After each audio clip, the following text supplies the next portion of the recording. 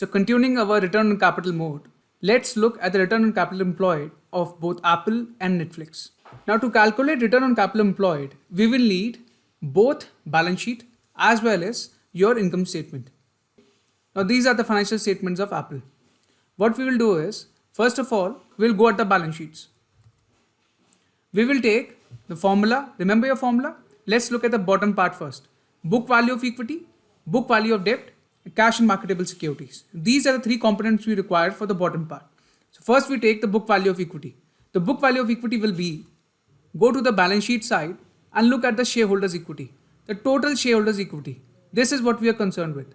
So the balance sheet side, the book value of equity will be $63,090 million. So we take the book value of equity. Then we will add the book value of debt. We will go again back to the balance sheet, and our debt side, we will take the long-term debts.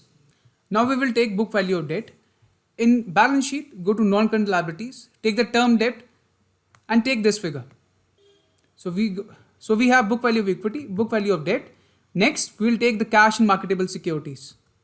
On this side, we go to current assets, we take cash and cash equivalents as well as marketable securities. We take the total of these two items and we get a total of cash and marketable securities. Now the capital employed in our business will be book value of equity plus book value of debt minus cash and marketable securities. So the capital employed is basically $109 billion in the case of Apple. Next, to calculate operating profit, we have to go to our income statement. Now in our income statement, first of all, we have to get our operating income. Now the operating income in this case is around $108 billion. So we take our operating profit. But remember, this operating profit is before taxes. And to calculate our taxes, we will do a very simple trick. What we will do is, we will take profit before taxes, that is 109 and 207 billion, and we will take the tax rate, that is 14,527 amounts. And to calculate a tax rate, we will do a very simple trick. We will take the taxes charged and just divide it by profit before taxes.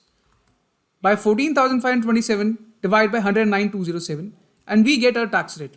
Now we will apply this tax rate on operating profit and we will get operating profit after taxes. So we have our operating profit after taxes, that is the numerator, and we have the denominator of capital employed, that is around $109 billion. So Apple as a company is earning an operating profit of $94 billion on capital employed of $109 billion. That means Apple return on capital is 86%, which is extraordinary income. Apple as a business is churning 86% return on its capital, which is a huge moat. There are very, very few companies in the world who are doing what Apple can do. And that is why Apple as a company is so successful. Now in contrast, look at Netflix. Netflix, what is the business model of Netflix? Netflix is basically a platform company making content and selling subscriptions.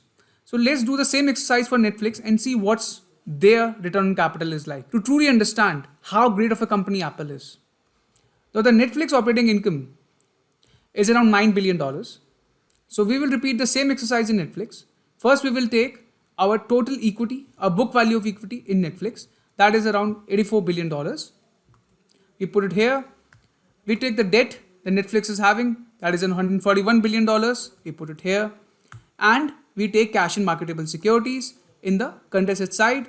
We go to it and this is our cash and marketable securities and we deduct the cash from this.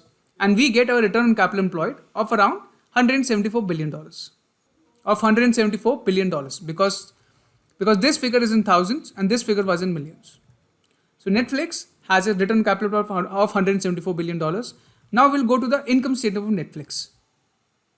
In the income statement of Netflix, we found that it has an operating income of $9 billion. And the tax rate will do the same trick.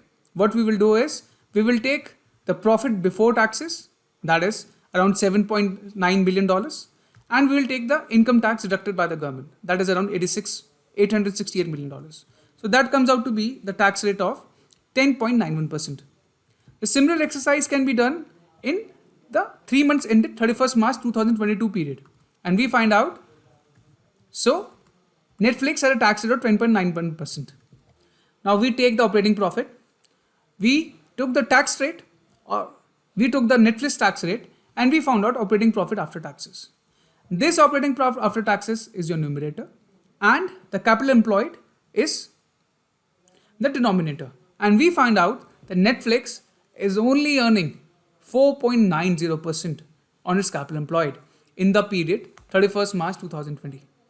That is not a very impressive business, as you can see. Similar exercise can be done in 3 months ending 31st March 2022. Here we can see that the equity and the book value of debt and the cash and marketable securities, Netflix has a capital employed of around $260 billion. On it, it has earned just operating profit of $19 billion. Taking the tax rate again, we found out the operating profit after taxes is $17.56 billion. That is, the return on capital employed is a measly 6.74%. Not a huge moat, and I would say although Netflix has huge capital and everything, but right now Netflix moat is not wide or deep enough to take on the competition of Disney or other streaming services.